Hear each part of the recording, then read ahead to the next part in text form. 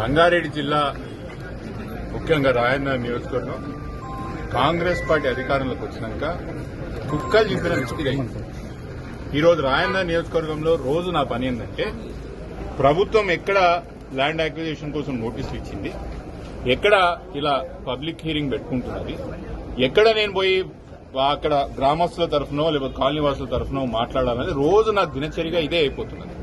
ఈ నియోజకవర్గంలో దాదాపు 4 నుంచి 5 ప్రాజెక్టులకి ప్రభుత్వం ల్యాండ్ అక్విజిషన్ చేస్తుంది. అది ముఖ్యంగా ఈరోజు ఈ మూసీ రివర్ డెవలప్మెంట్ కార్పొరేషన్ పేరు పెట్టి మూసీ సుందరీకరణ అని చెప్పి వేలాది మంది జీవితాలను నాశనం చేస్తూ వందలాది రైతుల యొక్క భూమి లాక్కొని ఇదొక వ్యానిటీ ప్రాజెక్ట్, అంటే ప్రభుత్వానికి చూపించుకునే ప్రాజెక్ట్. దీనివల్ల లాభం అనేది ప్రభుత్వానికే గాని ప్రజలకు గాని ఏ కోణాన కూడా లేదు.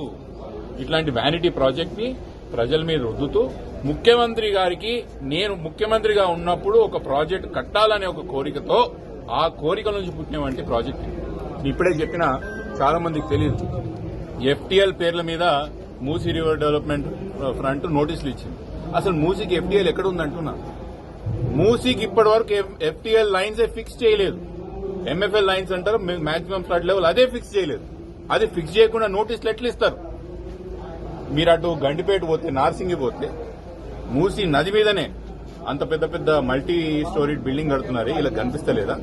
మళ్ళీ దానికి ఎందుకు ఇయ్యారు నోటీసులు? మళ్ళీ ఆ భూమి ఎందుకు టేక్ ఓవర్ చేయదు గవర్నమెంట్? ముమ్మాటికి పెద్ద ప్రజా ఉద్యమం చేపడతాం. ఇది కోర్టులో కొట్లాడతాం, ప్రజాక్షేత్రంలో కొట్లాడతాం, అసెంబ్లీలో కూడా తీసుకెళ్లి కొట్లాడతామని మనం చేస్తాం. Thank you.